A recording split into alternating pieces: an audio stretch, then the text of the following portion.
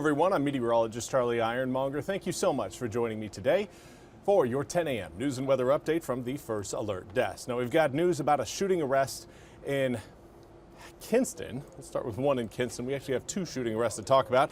Kinston police say that they were called to a report of shots fired on Saturday at around 11:15 p.m. near George Avenue and Dixon Street. When they got there, officers say they found a car that had been struck by gunfire 9 times.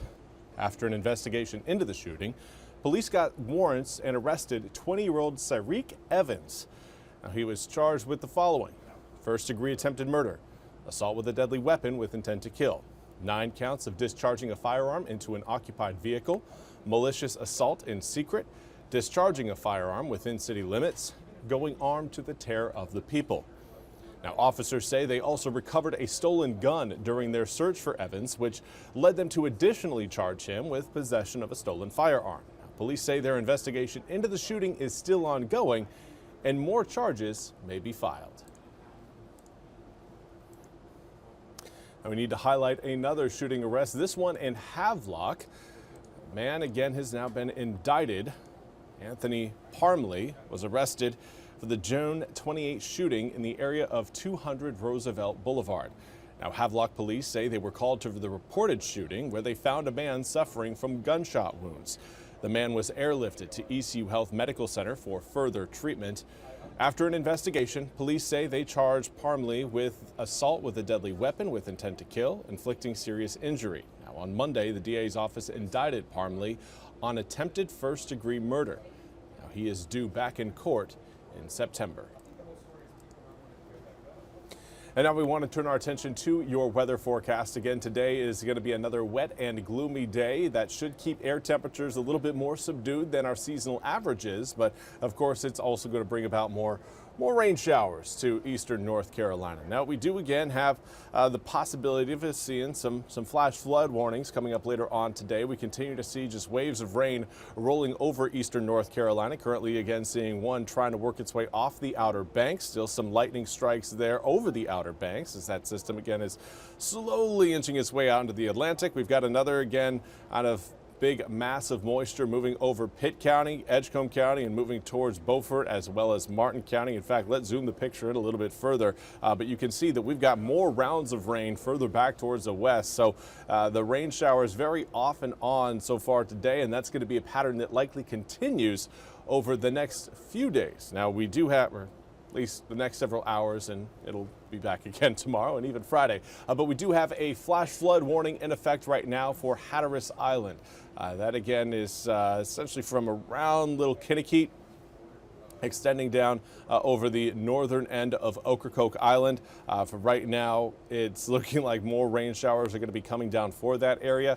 But by the time we get to around 11:30, we should be dry across Cape Hatteras. Now, current air temperatures right now reading generally in the 70s, most of us in the mid to upper 70s, but a few of us already starting to get into the low 80s. Washington right now showing up with an 80-degree reading, Oriental at 82, Beaufort at 83, so there is certainly some heat present, but the heat is going to be making a full comeback here over the next several days because of the winds.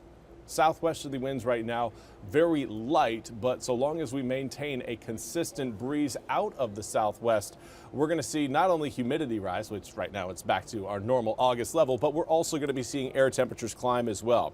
Humidity, again, reading in the mid to upper 70s for dew points. Some of us, again, seeing dew points in the low 70s. Enjoy that. Not to worry, though, the dew points will be coming right on back up later on this afternoon. Here's kind of a look at exactly what's going to be happening, not only through today, but over the next few days. It's just a series of low pressure systems coming out of the Gulf. There's that one that you can see moving over Tennessee and Kentucky, keeping us in what is considered the warm sector of that frontal system. Ahead of the cold front, but behind the warm front. That's where we see higher heat, higher humidity, more cloud cover, more instability, and that means just a better opportunity for showers and thunderstorms.